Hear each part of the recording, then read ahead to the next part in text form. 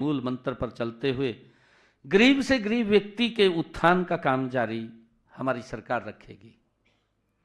जिसे आज गरीब कहा जाता है, उसे विकसित भारत की सच्ची शक्ति वो इस देश की है।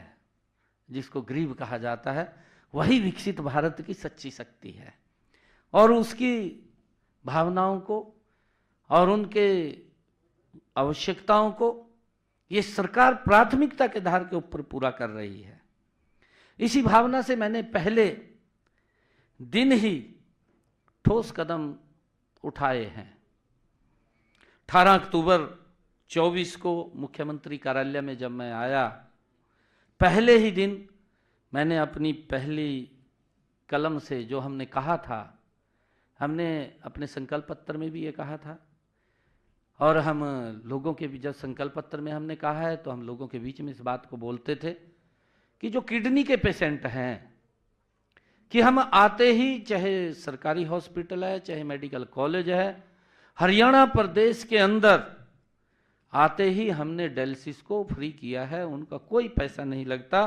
इस सेवा प्रदान करने का हमने उनको लाभ दिया है, और तब से लेकर आज तक प्रदेश के सभी मेडिकल कॉलेज या सिविल हॉस्पिटल्स के अंदर मरीजों को यह सुविधा अबाध रूप से मिल रही है।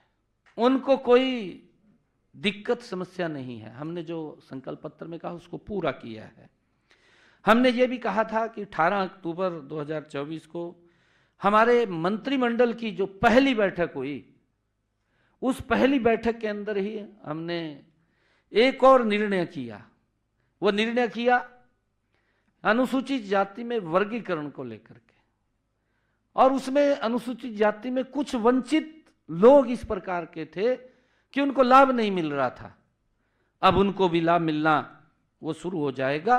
वो निर्णय भी हमने आकर के अपनी पहली बैठक के अंदर किया है, जिसका हमने जिक्र भी अपने उसके अंदर किया था। 14 नवंबर 2024 को हमारे तीसरे कार्यकाल के पहले विधानसभा सत्र के अंदर हमने ये कहा था, जो पिछड़ा वर्ग की क्रीमी की व्यवस्था थी उसके अंदर 6,000 रुपये थी। हमने कहा था कि हम इसको 8 लाख रुपए करेंगे, और मुझे खुशी है इस बात की कि हमने आकर के अपने इस मंत्रिमंडल की बैठक में उस क्रीमी लेयर व्यवस्था को तो किया, 6 से 8 किया, परंतु हमने कैबिनेट के अंदर यह भी निर्णय किया कि उन्हें पंचायती राज और स्थानीय निकाय संस्थाओं के अंदर भी उनको 5% का आरक्षण देने का काम ये हमारी सरकार ने किया है। उनकी जनसंख्या का 50% आरक्षण हमने दिया है।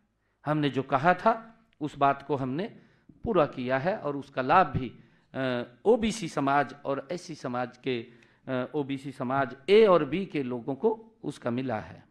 हमने दूसरे अपने इस कार्यकाल में मुख्यमंत्री तीर्थ दर्शन यात्रा योजना वो शुरू की थी, जिस योजना के अंदर हमने रामलला के दर्शन करने के लिए अयोध्या में यहाँ से ऐसे परिवारों को, जिन परिवारों की इनकम 1,80,000 रुपए से कम है, ऐसे परिवारों को भगवान रामलला के दर्शन करने के लिए अयोध्या धाम यात्रा शुरू की थी।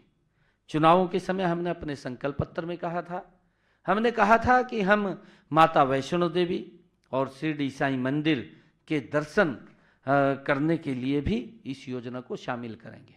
हमने उसको शामिल किया है, और उसके साथ साथ हमने जो अभी प्रयागराज में महाकुंभ हो रहा है, उस महाकुंभ के अंदर भी हमने उसको जोड़ा है। और कल ही मैंने महाकुंभ के लिए यात्रियों की 2 बसों को भी झंडी दिखा करके रवाना किया है। ये हमने जो कहा है, लगातार हमारी सरकार उस दिशा के अंदर मजबूती से आगे बढ़ रही है।